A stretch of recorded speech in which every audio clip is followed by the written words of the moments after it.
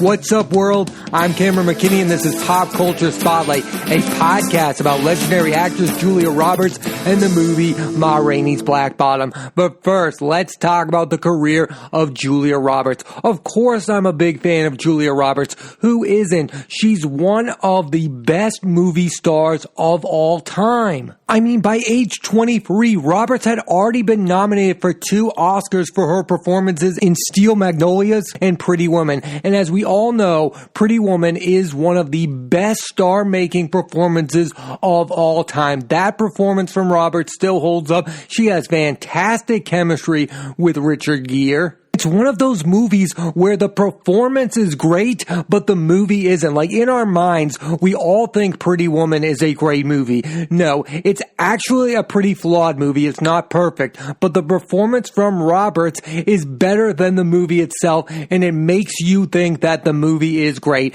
And that's the definition of a great performance. That's a definition of a movie star, a person who is bigger than the movie she's in. And I think the lore of Julia Roberts in that movie is that she's bigger than that movie. And then after all those successes, she went into a little bit of a hit or miss where she was in some commercial failures like Hook, and it was widely reported that she did not get along with legendary director Steven Spielberg on that film. I do not love the movie Hook, and I don't understand why Julia Roberts, one of the biggest movie stars at the time, is playing Tinkerbell. I just think she's bigger than that movie. That movie wasn't worthy of her. Listen, I love Robin Williams. I would not put Hook on my top 10 Robin Williams films. Dustin Hoffman's Captain Hook is entertaining, but again, I think that movie is flawed, and that's when I think that Julia Roberts started to get to kind of a low point where she was in some movies that really weren't that great, like she had maybe lost the magic of Pretty Woman, or even Mystic Pizza, a film that maybe is a little bit of a cult hit, but people really liked. People did not really like her in Hook. I mean, I even hear a bunch of people say how much they love the movie Hook. Nobody ever brings up Julia Roberts' name when they talk about what's really good about that movie. I just think she was in a film that was not worthy of her to be in it. And then she comes roaring back in the mid-90s and basically reinvents the rom-com. I think this was when Julia Roberts was at her most when it comes to her star power. Here are the 3 romantic comedies she starred in. First, you have My Best Friend's Wedding with Dermot Mulroney. Cameron Diaz is in that film. Rupert Everett. Then you have Notting Hill with Hugh Grant, which I think is such an underrated film. I love Notting Hill. I think it is arguably a top 5 Julia Roberts film. And then you have the underrated Runaway Bride, where she re-teams with her Pretty Woman co-star Richard Gere. I actually really liked Runaway Bride. And I think the commonality in all 3 of those films that were all huge financial successes and basically reinvented Roberts' career was that she was playing a flawed character. Sometimes in these films, the females are the perfect ones and the male protagonists are the ones who are enormously flawed. No, Julia Roberts was shining in these films, being the one who had her own issues. In Notting Hill, she's a movie star trying to adjust to having a normal relationship with a man. In a film like Runaway Bride, she is of course the laughingstock of the town because she runs away from commitment. She really got to shine in those 3 films and play complicated characters and not be the boring female lead like most of these rom-coms have. She got to play an imperfect character in all 3 of those films. Runaway Bride and Notting Hill both came out in the same year in 1999, and both of them made over $300 million. Think about where we're at with the rom-com right now. They basically just come out on Netflix and then we forget about them. Julia Roberts made this genre worth going to the movie theaters and buying a ticket. They were some of the hottest tickets in town because they're really good quality films. Again, I really like Notting Hill. Runaway Bride is not a perfect film, but I really enjoyed that movie as well. And oh, by the way, My Best Friend's Wedding made just short of $300 million at the box office. Think about that. The 3 rom-coms she's most remembered for each made over $300 million.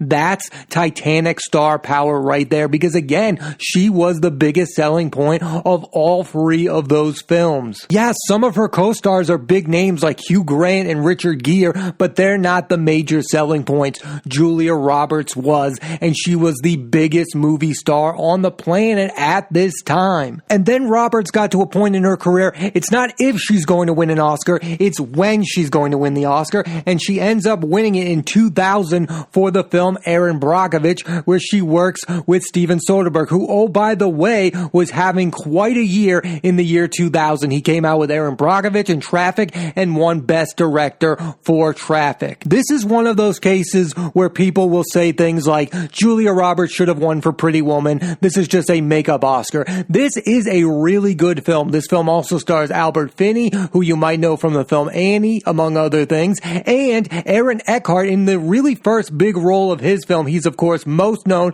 for playing Two-Face in The Dark Knight. I don't look at the Oscar award that way. I just like to live in a world where Julia Roberts has an Oscar, because it would be a crime if Julia Roberts finished out her career without having an Oscar. Yes, she probably could have won an Oscar for a better performance, like in Pretty Woman, but Erin Brockovich is quite good, and she's the reason it is. And again, look at how much money that movie made. That movie made $256 million. That's the star power that Julia Roberts had at that point in her career, that even her prestige films to get her an Oscar made a boatload of money. And then she re-teams with Soderbergh to join the all-star cast of the Ocean's trilogy. She's in Ocean's 11 and 12, along with George Clooney, Brad Pitt, Matt Damon, Don Cheadle, Casey Affleck, Scott Conn. So many movie stars in this film. Andy Garcia, of course, has a pivotal role in Ocean's 11. This was the height of movie stardom, and Julia Roberts was the queen of the movie stars. It was the perfect role for Julia Roberts. And her character in that film, Tess, has extremely good chemistry with George Clooney's character, Danny Ocean. I absolutely love them in that film. It's a crime that she was not part of the plot of Ocean 13. I mean, how could you have an Ocean's film without Julia Roberts? Of course, you have the infamous moment in Ocean's 12 where Bruce Willis mistakes Julia Roberts' character Tess as the real Julia Roberts. I thought this moment was a little bit too meta for movie audiences, but I thought it was really funny. Again, I really like Julia Roberts in those films. And again, why would she not in Ocean's 13? Please, if you ever bring back that franchise and those characters, Julia Roberts must be there. Roberts ends up getting a 4th Oscar nomination for her performance in August Osage County. I think this is an interesting film, but the reason I think it's important is because Julia Roberts and Meryl Streep were on screen together in this film as mother-daughter. I thought they had a really good dynamic. They went at it. It's what you want to see from movie stars. Again, I think Julia Roberts is maybe the best movie star actress of all time, and I think Meryl Streep is arguably the best actress of all time. So to see them go toe-to-toe, I think the film was enjoyable. Now I want to talk about the career arc of Julia Roberts, because I think it's so interesting, because I think it's what most actresses go through. They go through that first point of being the next it actress, where we love to anoint people as great movie stars. It's what we did with Julia Roberts in Pretty Woman. But then we equally love to be like, we don't like you anymore when a film like Hook comes out. We go, look, she lost her magic. She peaked at 23. And recently we've been doing this to some of our most beloved actresses of this era. Jennifer Lawrence comes to mind. Jennifer Lawrence has been a movie star. She's been in 2 franchises like Hunger Games, like X-Men. Then she won her Oscar for Silver Linings Playbook. She was also nominated for Oscars for American Hustle and Joy. And as quickly as we anointed her as the next big actress for her performance in Winter's Bone, we destroyed her for her performance in Mother, which, oh, by the way, is a pretty interesting movie. And I think we didn't like it because Jennifer Lawrence was like, I'm not trying to be a movie star here. I'm just trying to give a good, interesting performance. Lawrence wasn't playing that smart, witty character we were used to her playing. Another example is Brie Larson. Brie Larson made a name for herself in these indie films like Short Term 12 and Room, and gave excellent performances. We gave her the Oscar for Room. We're like, you're the next big movie star. Then she's in a movie, Captain Marvel, that's not great. It's not bad. It's just okay. And then we're like, we don't like you anymore. We were wrong about you. But the next stages of Jennifer Lawrence and Brie Larson's career is, as much as we love to be like, we're done with you, we also also love to come back around and say, yes, we were right about you after all. You are a movie star. It's the exact same thing we did with Julia Roberts. That's why I think you should compare most actresses' career to the career of Julia Roberts, because I think that's the up and down nature of a career. We love to be like, Julia Roberts, you're an all-time great. Then in the middle of the career, we love to be like, we're done with you. And then we love to come around and be like, here's your Oscar for Erin Brockovich. If you're looking at a career that most movie star actresses emulate, I think it's the career of Julia Roberts. The recent success that Roberts has had, just in 2018, I thought she had an incredible year. First off, she starred in Sam Esmail's hit Amazon show, Homecoming, along with Stephan James. I thought she absolutely made that show what it was. So when I heard she wasn't coming back for season 2, I was like, guess what? I'm not coming back to watch season 2. And from what I hear, it's been quite a critical failure for that show. I thought she was brilliant in that show. And then she starred with Lucas Hedges in the indie film Ben is Back, directed by Lucas Hedges' dad, Peter Hedges. I absolutely love this film. Not enough people saw it. I think Julia Roberts should have been in Oscar contention for that film. Upcoming Julia Roberts projects include new collaborations with Sam Esmail, who's a great director, including his new film Leave the World Behind, co-starring Denzel Washington, who previously co-starred with Roberts in The Pelican Brief, and the Sam Esmail TV series Gaslight, along with Armie Hammer, Sean Penn, and Joel Edgerton. Also, Roberts is long rumored to appear in season 6 of the hit British series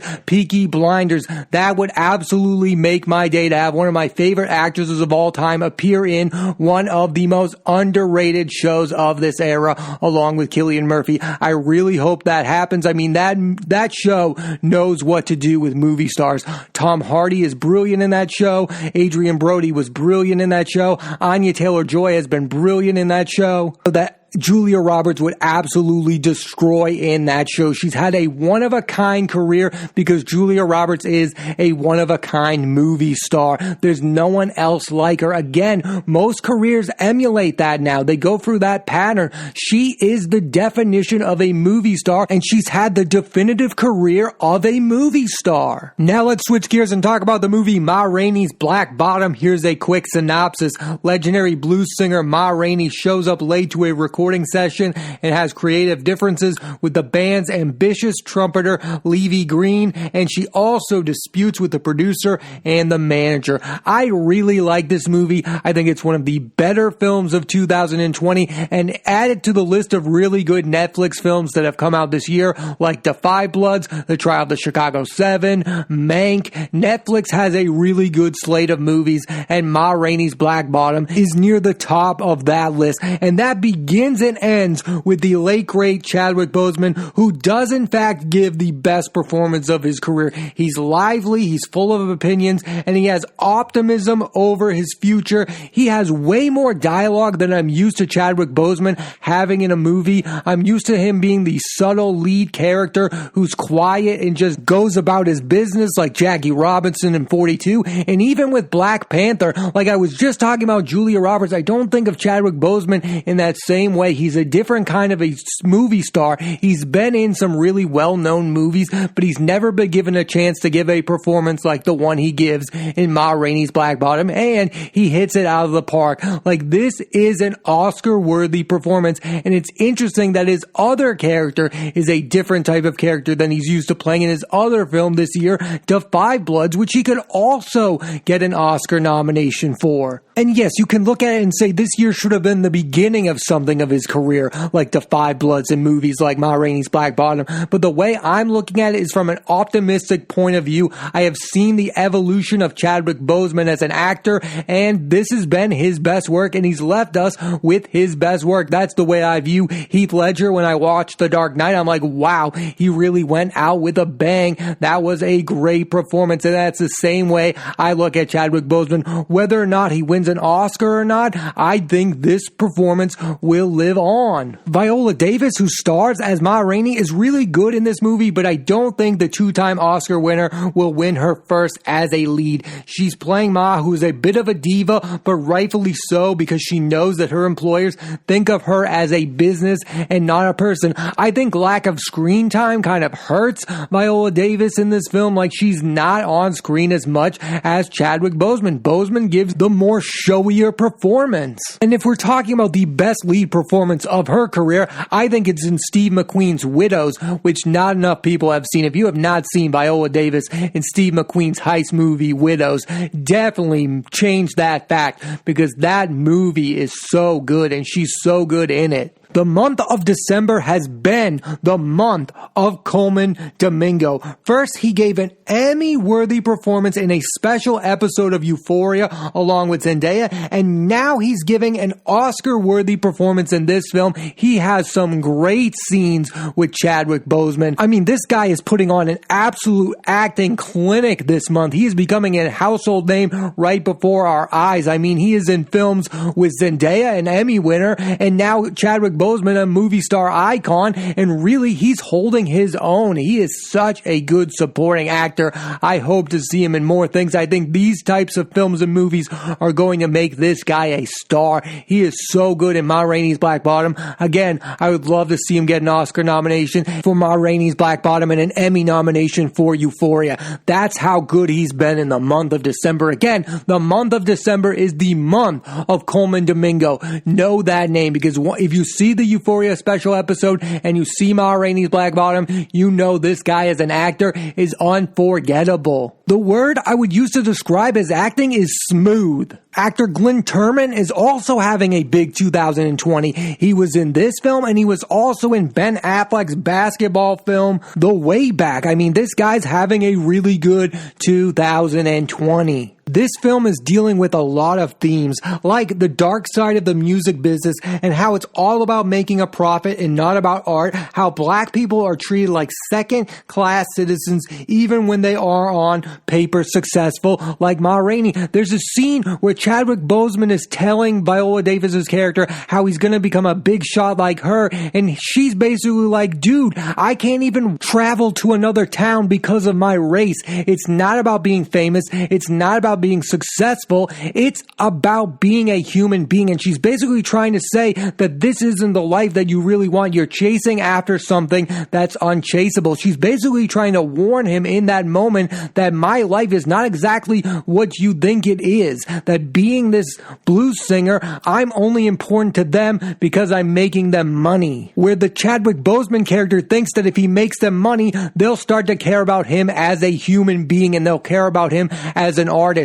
He thinks it's about the art. She knows it's about the profit. It is such a sad story, and I've never seen it told in this way before, like another musician telling someone the dark sides of the business. I also really love the ending. It's heartbreaking and dark and feels really honest. It's one of the best film endings of the year. I want to take this moment and talk about the 5 movies that Netflix are hoping contends for an Oscar. Here is my official ranking of the Netflix Oscar hopeful movies. Number 1, Da 5 Bloods. I think this film is masterful. Spike Lee is still a master filmmaker. Delroy Lindo, get that guy an Oscar. Jonathan Majors deserves to get an Oscar nomination for this film as well. Number 2, Mank. David Fincher is great. Gary Oldman is great. Again, I'd love to see him get an Oscar nomination. Amanda Seyfried, I hope she wins an Oscar. Lily Collins, I think, gives an Oscar-worthy performance in this film as well. Number 3, The Trial of the Chicago 7. Aaron Sorkin, in his sophomore feature as a director, really makes a masterful film. I love the dialogue. I love the fast pace. It's history, yet it's entertaining. I love it. There's so many actors in this film that deserve a nomination or a win for Best Supporting Actor. You have Sacha Baron Cohen, Eddie Redmayne, Mark Rylance, Yahya Abdul-Mateen. Again, so many people in this movie. It's such a fun cast. It's such a fun, watchable movie. I'm not sure how historically accurate this movie is, The Trial of the Chicago 7, but I know one thing, it's entertaining to watch. Number 4, the movie I've been talking about on this podcast, Ma Rainey's Black Bottom. This movie probably isn't a Best Picture contender at the Oscars, but I think it is a serious contender for Chadwick Boseman to take home an Oscar for his last great leading performance. I definitely could see that happening. Number 5, Charlie Kaufman's film, I'm Thinking of Ending Things. This film is really interesting. It has really good performances from Jesse Buckley and Jesse Plemons. I don't see this movie winning many Oscars, but I do think Charlie Kaufman could contend for Best Adapted Screenplay because he did adapt it from a novel. He's a well-respected writer. I could definitely see him winning his second Oscar. That's my Netflix Oscar hopeful movie rankings. Again, number 1, Da 5 Bloods. Number 2, Meg. Number 3, The Trial of the Chicago 7. Number 4, Ma Rainey's Black Bottom. And number 5, I'm Thinking of Ending Things. I definitely recommend you check out these films because Netflix has made some really good movies this year. And check out Ma Rainey's Black Bottom. Chadwick Boseman gives one last great performance. R.I.P. Chadwick Boseman. Thanks for listening to this edition of Pop Culture Spotlight. I'm Cameron McKinney. There'll be a new episode of the podcast every Thursday on Apple Podcasts and iTunes. And this week I put the spotlight on the career of legendary actress Julia Roberts in the movie Ma Rainey's Black Bottom. Next week I'm putting the spotlight on actor Adam Driver, the new Disney Pixar film Soul starring Jamie Foxx and Tina Fey, and the latest film from Christopher Nolan, Tenet, starring John David Washington, Robert Pattinson, and Elizabeth Debicki. So tune into that and please rate, review, and subscribe.